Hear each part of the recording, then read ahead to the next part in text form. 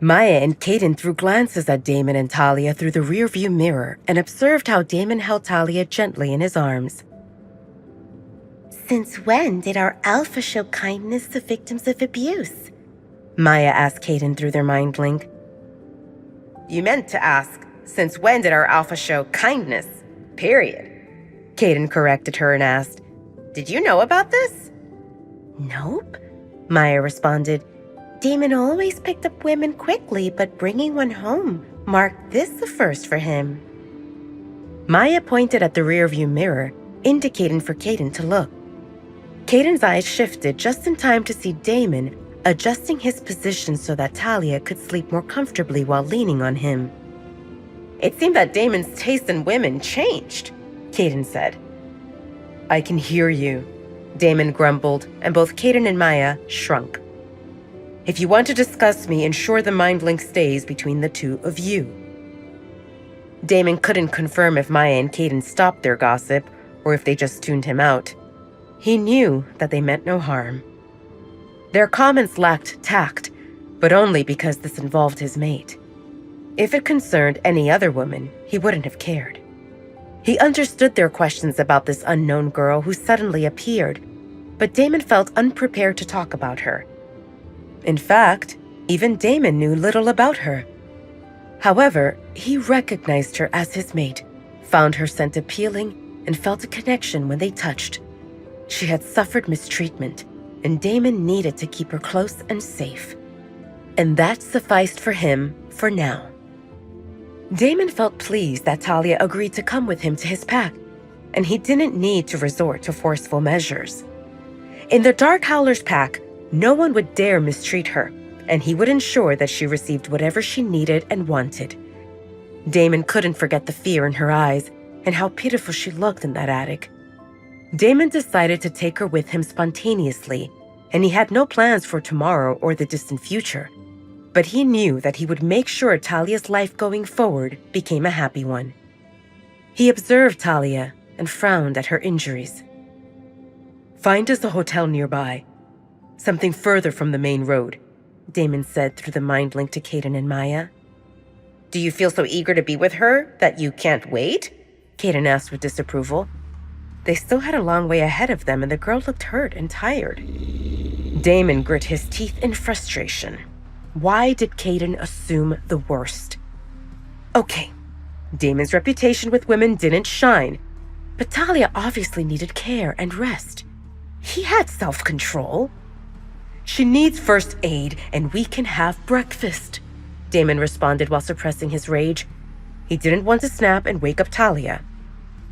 Maya and Caden agreed with this. Food sounded like a good idea. They had left in a hurry on empty stomachs. Per Damon's instructions, Maya booked 2 rooms. She assumed that girls would stay in one room and boys in the other room, so she asked for 2 rooms with 2 beds each. Buy medical supplies for tending to cuts and bruises. Order breakfast in your room for me also. Let me know when it's ready. Damon sent them a message through MindLink. Maya and Caden gaped at the sight of Damon, who carried Talia carefully inside her room, and he closed the door behind him. Damon placed Talia on the bed gently, glad that she didn't wake up. She frowned a bit when her back touched the mattress, and he wondered if she had an injury there also. He sat at the edge of the bed and looked at her sleepy face full of bruises and cuts. Her upper lip and left cheek looked swollen, yet she still appeared beautiful. He took her hand in his and smiled when he felt a connection. After some time, Damon asked his wolf, "Now what?" What do you want to do? His wolf responded with a question. "I want to hold her and I shouldn't." His wolf snorted in disapproval. Why do you resist? You know what will happen if others find out she is my mate. Everyone will target her. She seems vulnerable, and she already suffered too much. Damon's wolf didn't agree that Talia seemed weak.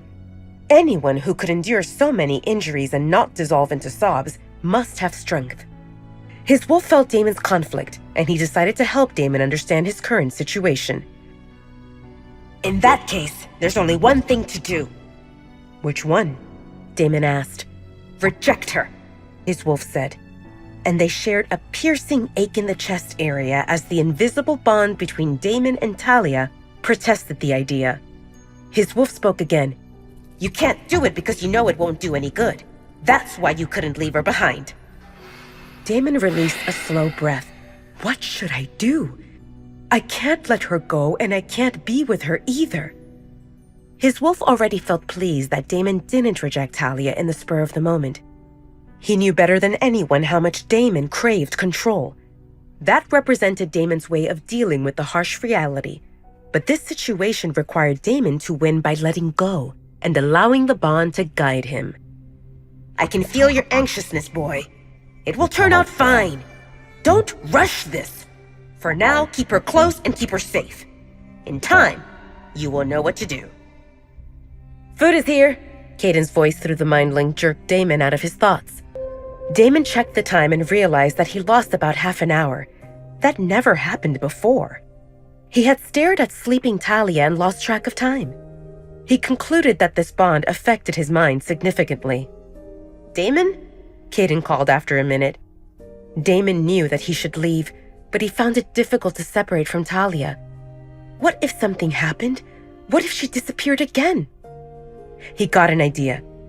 Caden, answer the call and keep it on. Damon instructed and took his phone to call Caden for a video chat. Damon placed his phone on the TV stand so that the camera pointed at Talia, and with this video call, he could keep an eye on her from another room. Give me your phone, Damon demanded from Caden as soon as he entered Caden's and Maya's room. He nodded in approval when he saw Talia sleeping on the screen of Caden's phone. Damon muted the call so that they wouldn't wake Talia accidentally. That's called a baby monitor, Maya said to Damon. What? When you have a camera pointing at the baby while she sleeps so that you can see her from other parts of the house. A baby monitor, Maya explained. Or surveillance, Caden added. Will you tell us what's the deal with this girl? Damon sat on the chair and took one plate that had eggs, bacon, and sausages. Let me eat first. I'm starving. He shoved food into his mouth while stealing glances at Caden's phone, aka the baby monitor. Knowing that Talia slept there gave him peace. Damon narrowed his eyes and focused on the phone in order to confirm that Talia's chest rose and fell as she breathed. Other than breathing, she didn't move a muscle, and he needed to confirm that she lived. We got the first aid supplies, Maya said and pointed at the bag that sat next to Damon, who didn't respond. Damon? Caden called. What? The first aid supplies are there. Caden repeated what Maya said previously and then gestured to the empty plate in Damon's hand. You said that you would tell us about the girl after food. Damon didn't realize at what point he finished food. He spaced out again while staring at Talia. Whatever symptoms he had, they got worse. Wait, that's not the end. You've just had a free taste. Now get the full story on the Pocket FM app, link in description. Check out our next video and playlist, and don't forget to like, share, and subscribe.